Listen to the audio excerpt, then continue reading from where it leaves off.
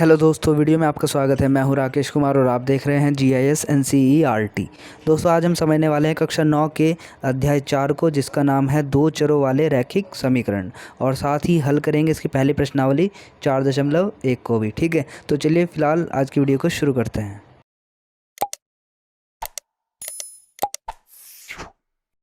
ये देखिए, जैसा कि चैप्टर का नाम है दो चरों वाले रैखिक समीकरण, तो मैंने यहाँ पर एक चर वाला एक रैखिक समीकरण लिया है।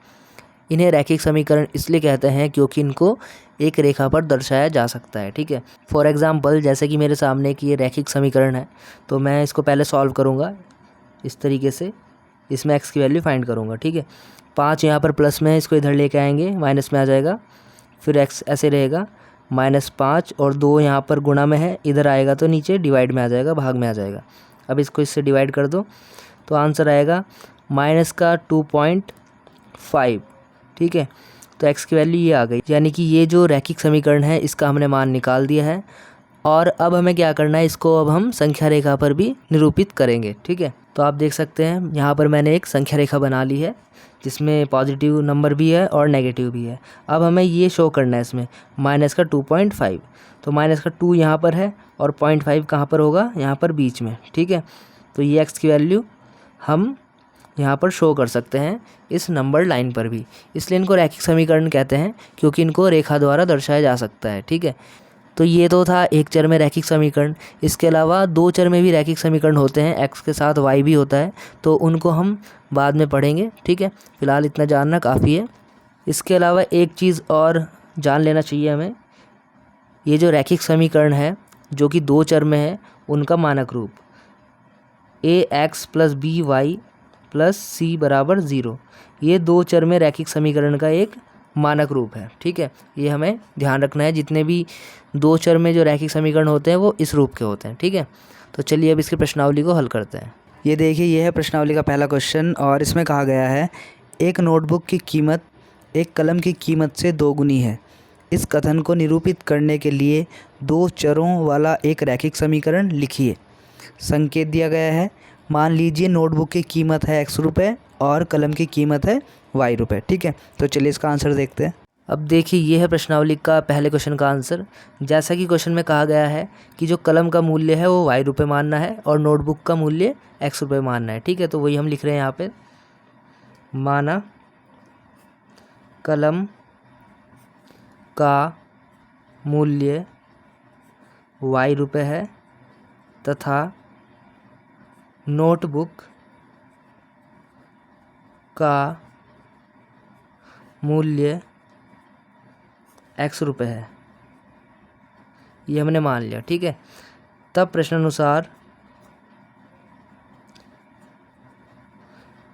कहा गया है जो नोटबुक का मूल्य है यानी कि x, वो कलम के मूल्य का दोगुना है। ठीक है, कलम का मूल्य है y, इसका दोगुना कर देंगे तो नोटबुक के मूल्य के बराबर वो हो जाएगा। ठीक है, फिर ये 2y इधर प्लस में है, इधर लेके आओगे x के पास तो माइनस में हो जाएगा, बराबर 0। बस ये हमें एक समीकरण बनानी थी, रैखिक समीकरण, वो हमने बना दी है। अब देखते इसका दूसरा क्वेश्चन।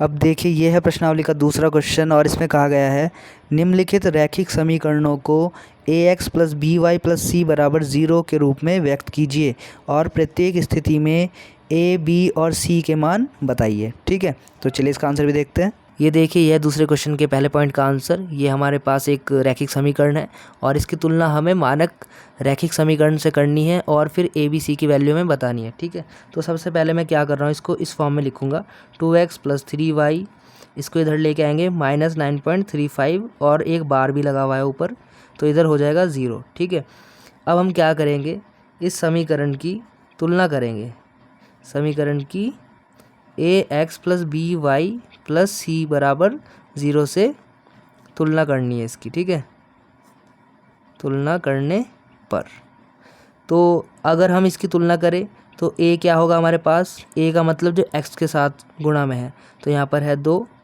फिर b का मतलब जो y के साथ गुणा में है तो यहाँ पर है 3, और c का मतलब जो अकेला है वो है 9.35 बार, ये c की वैल्यू हो गई। ठीक है, तो ये इसका आंसर आ गया। अब देखते हैं इसका सेकंड पॉइंट। अब देखिए, ये इसका सेकंड पॉइंट, इसका आंसर देखते हैं। सबसे पहले हम क्या करेंगे, के नीचे 1 बना लेंगे, ठीक है। और फिर क्या करेंगे, यहाँ पर 5 को एलसीएम ले लेंगे नीचे ऐसे, ठीक है। इससे इसको डिवाइड करेंगे, कितना आएगा 5, 5 की गुणा x में करेंगे 5x हो जाएगा। इसको एलसीएम लेना बोलते हैं, ठीक है। 5 से 5 को भाग करेंगे, क्या बचेगा, 1 बचेगा। 1 की गुणा y में करेंगे तो y ही रहेगा। अब इससे इसको भाग करेंगे, ठीक है, 5 ही रहेगा। 5 की गुणा ऊपर करेंगे तो 50 हो जाएगा। इस तरीके से हम एलसीएम लेते हैं, ये आपको पता भी होगा पहले से। तो ये वैल्यू बच गई। 5 यहाँ भाग में नीचे, ऊपर जाके मल्टीप्लाई में हो जाएगा 0 के साथ, इस तरीके से। तो यहाँ पर तो ये रह जाएगा ऐसे ही, इधर ये 0 हो गया, ठीक है। तो अब हम क्या करेंगे, इसको समीकरण ax plus B Y plus C बराबर 0 से तुलना करने पर, ठीक है, समीकरण को इससे तुलना करनी है हमें, ठीक। तो इसके हिसाब से जो a है और b है और c है वो हम लिख लेते हैं।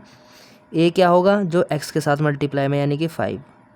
b क्या होगा, जो y के साथ मल्टीप्लाई में, y के साथ तो कुछ नहीं दिख रहा है तो 1 है, लेकिन यहाँ पे माइनस है तो -1 होगा, ठीक है।